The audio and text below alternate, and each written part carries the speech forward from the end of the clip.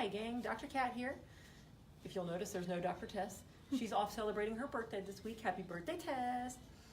So I just wanted to spend a couple minutes going over some stuff you can do to help make your workspace work for you a little better. So I'm actually standing here next to a wonderful thing called a lumbar support. If you'll notice, one, it's removable, so you don't have to use it. If it starts to bother you, you can kind of go in and out. You can also put it in different chairs based on where you're at. It's got a nice little curve there, designed to fit right in the curve of your low back, right? See that?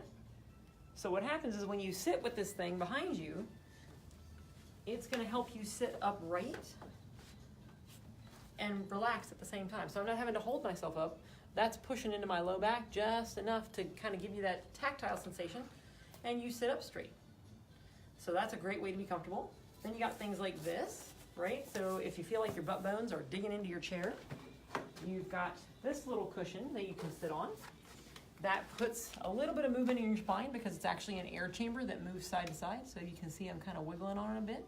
So that provides some fluid movement of your spinal fluid up and down because you get just a little bit of motion in there. So that's great for a sitting job all day as well. So now let's go over and look at the computer and see the kinds of things you can do to arrange your desk. Come on with me.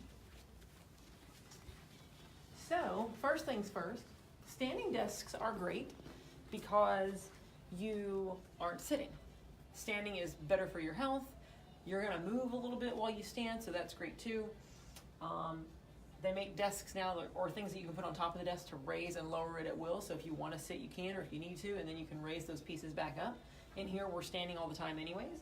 So you can see the way my keyboard is angled down, because this is your natural wrist position, not this. So keyboard's down, boys and girls. Better yet, if you're sitting at a desk, put that sucker in your lap. This is the best place on earth you could be typing and not put that stress into your wrist. Also, we like trackballs. All I'm doing is moving my thumb here. I don't have to do anything with my whole arm, just the thumb is moving. Takes a little getting used to, but it's awesome once you do. Computer monitor. Notice that the height is about level with my head, so my eyes are naturally looking at that top third of the screen. Also, distance away from you. So standing, it's really easy to be kind of close. Sitting, people tend to struggle with stuff in front of them, so that's another reason to get the keyboard in your lap, because you really want about maybe 2 feet here. That's about as far as you want to go, because any of you that have desks where it's further back, don't you find yourself doing this to stare at the screen? Because after a while your eyes get fatigued, so you just get closer, closer, closer, and then you end up looking like this at your computer. This is bad for your spine. So that's something to pay attention to as well. If you are sitting down, the things that we just showed you is a great way to kind of help you sit in a better posture. Other things to look at how your leg is in your chair. So you really want that kind of a 90-degree hip, 90-degree knee. So if you're in a chair that your leg is kind of dangling off, like you're not big enough for it, drop it down or get a different chair height. If your chair is digging into the back of your knee because it's too deep for you, put something behind you that pushes you out a little bit to protect the nerves and coming out of the back of your knee.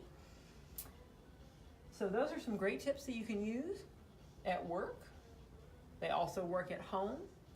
If you're working on laptops, which a lot of us are nowadays, and that's your main computer, it moves for a reason. So sometimes prop it up on a pillow so that you're giving your neck a rest and you're just bringing your hands up to it. Other times, put the laptop actually on your lap and angle that screen back. There's a reason that lid bends all the way back and forth.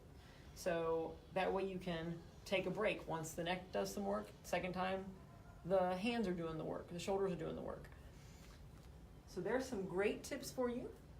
If you have any questions, shoot us a comment below. We're also going to post a little graphic of all the things we talked about with the computer and how you want to set your chair up. And we will see you next week. Bye.